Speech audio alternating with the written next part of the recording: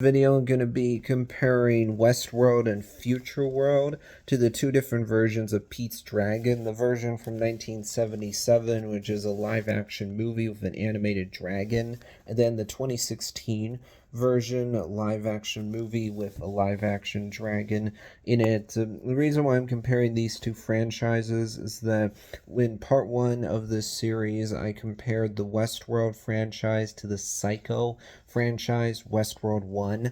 I compared Pete's Dragon to Percy Jackson, Pete's Dragon 1. So now I'm going to be comparing Westworld and Pete's Dragon. When you look at highest score for each franchise, the new version of Pete's Dragon, the one from 2016, has an 88%. The first Westworld movie, one that's actually called Westworld, has an 84%. When you look at lowest score, the sequel to Westworld, Future World, has a 36%.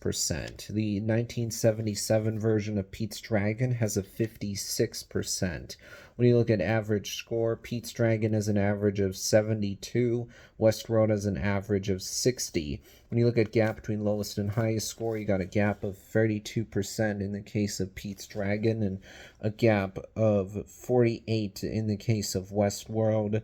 Pete's Dragon has won every round so far, so it's going to be winning no matter what. And in this case, I'm going to choose the Pete's Dragon franchise. I definitely enjoy both of these movies. They're certainly different from each other. The 2016 film is really more of a reimagining of this story rather than a direct remake. It's not telling exactly the same story. In the original Pete's Dragon, you have these villainous characters that are trying to track down our main boy, trying to get him back. He escaped from them. We also learn he is friends with this dragon named Elliot, and then this boy gets to a town where he meets this lady who's rather nice, who gives him a place to stay. And then by the end of the movie, he decides to stay in this town.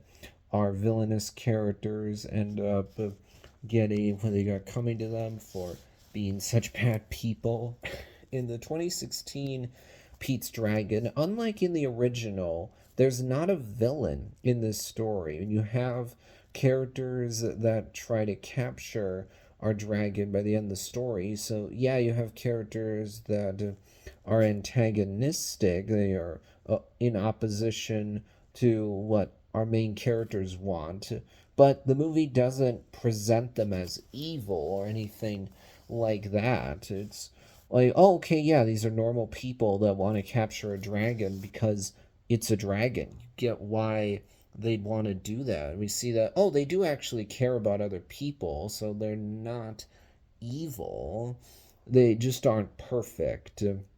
I think that the 2016 Pete's Dragon is honestly better than the original movie. It just like, has more emotion to it. I think it's interesting that there isn't a villain. You have characters that are antagonists but aren't presented as evil. And like in the original film where it's just very obvious, yeah, these are the bad guys. Even just the way they look tells you, yeah, they're the bad guys.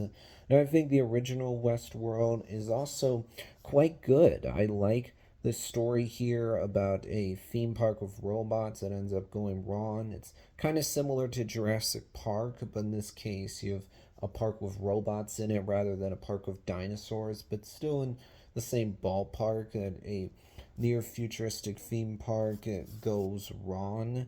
Now, I had a good time watching Future World, but I will say that when you learn what's really going on here, that, oh, you have these people that are trying to create robots to imitate humans, you can't help but go, oh, that feels a bit familiar. Yeah, it feels like something I've seen before. It feels very much like what you'd see in Invasion of the Body Snatchers, just with robots, not with aliens, but still the same idea that you have something that's going to imitate humans. And then you have characters that are trying to stop this from happening. I think that Pete's Dragon is better because in neither movie do I feel like there's some element in there which feels familiar. There's not something in Pete's Dragon makes me go, oh yeah, this is like something else I've seen before. This feels familiar. No, I don't get that at all from these movies. I think both of them look good. In particular, 2016 film definitely looks really good. I like the story being told here. In both cases, it works really well.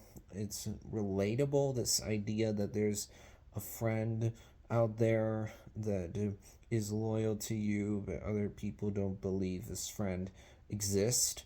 It feels like like how you have kids who have an imaginary friend, and then others don't believe, obviously, that this imaginary friend is real. Only in this case, the imaginary friend is not imaginary, it's actually a real dragon. I think that's pretty interesting, to be honest. I definitely enjoyed seeing Westworld for sure. Seeing this movie from Michael Crichton as someone who watched Jurassic Park for the first time a long time ago. That was definitely nice to see. I actually have watched the 2016 version of Pete's Dragon multiple times, and then more recently I was thinking, oh yeah, I do actually want to watch the original 1977 version of Pete's Dragon. I definitely enjoyed it as well. That'll wrap things up for this one.